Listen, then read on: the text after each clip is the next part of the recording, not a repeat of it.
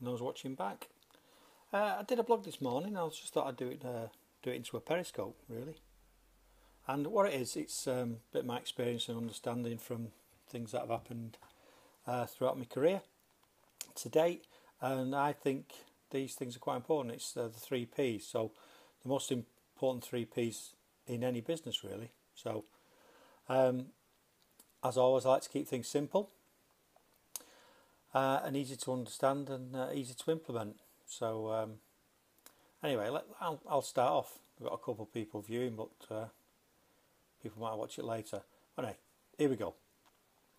So when it comes to looking at business, then the three things you need to focus on. Like I said, I like to call them 3Ps. These apply to any organisation, charity, or business. Because businesses and charities, they're all the same, really. So the first thing, the first P, what is it? Well, it's people. People. Your people should be pretty high up in your thoughts and pretty high up in your strategy. What you're gonna do with them. They need to be well trained, and need to be dedicated and engaged. Because otherwise, your dreams for your business is going to fail. So people in your business, the key to pushing it forward, the key to strategy, and the key to your customer engagement.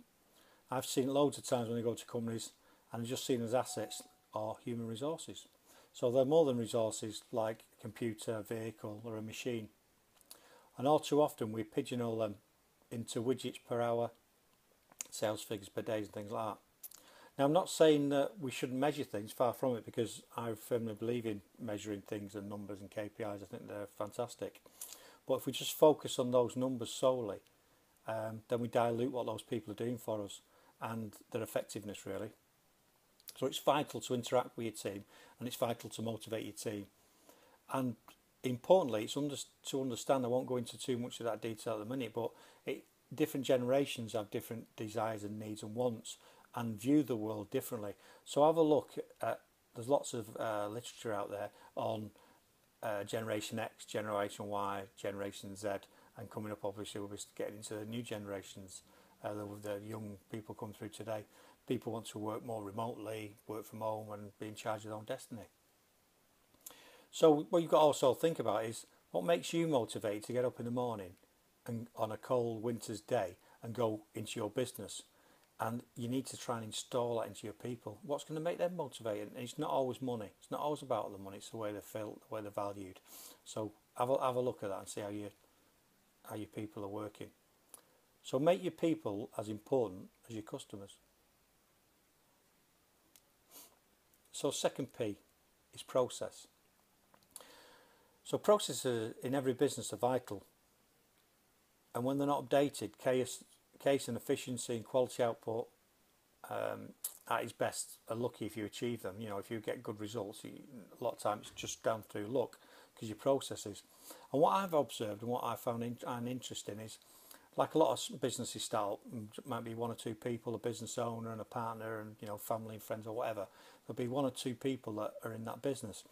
Now the processes that they follow are learned, and they all know them. They all know what the reason why they're doing. They all know what the outcome's going to be, and they all know what success looks like.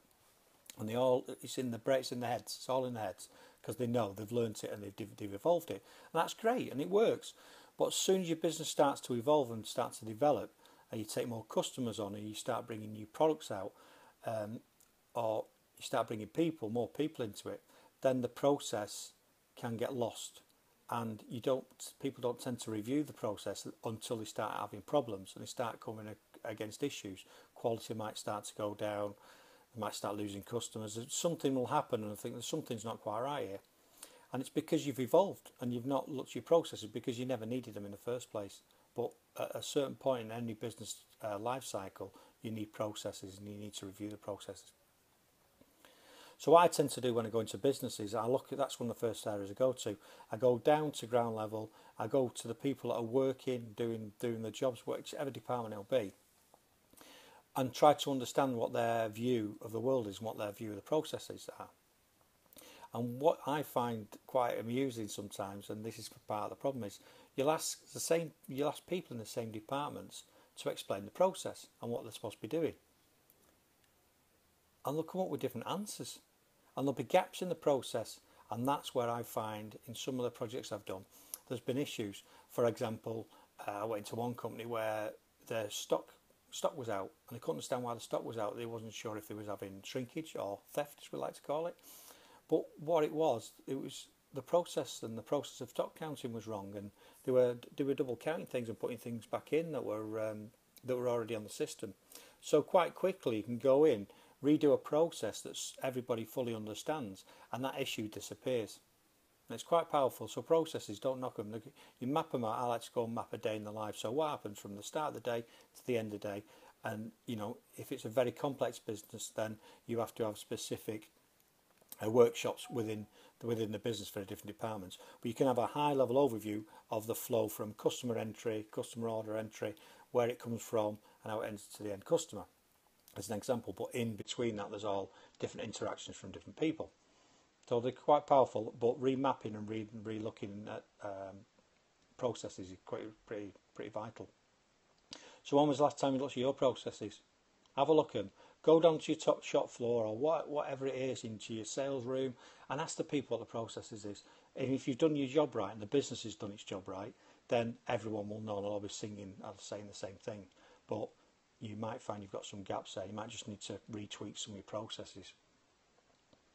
And the third and final one, which is most important for a business, this is any business, is profit. People, especially in the UK, don't like talking about profit, don't like talking about cash because it's a bit vulgar, But that is the sole reason you're in business, and that's the sole reason a charity's in business. Yes, a charity might be there to look after, I don't know, let's say cancer research, great, or it might be to look after sick people. But if they don't make a profit, how do they help those people? How do they help that cause?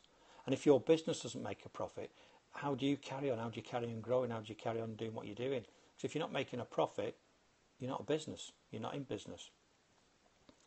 And there's a saying that people say, statement: turnover is vanity and profit is sanity. So with regards to profit, you need to understand what your product or your service is costing you. And just a process is, have a look at how your people, how are they motivated, what's not turning them on, what's making them a bit miserable, what can you do? It could be dead simple things that not very, very expensive you can put in place that can boost people's morale, really, make them feel like it's their business as well as it's yours. And obviously, what's your profit? So anyway, hope you've enjoyed it, and I'll see you soon at my next Periscope. Thanks. And there's my blog.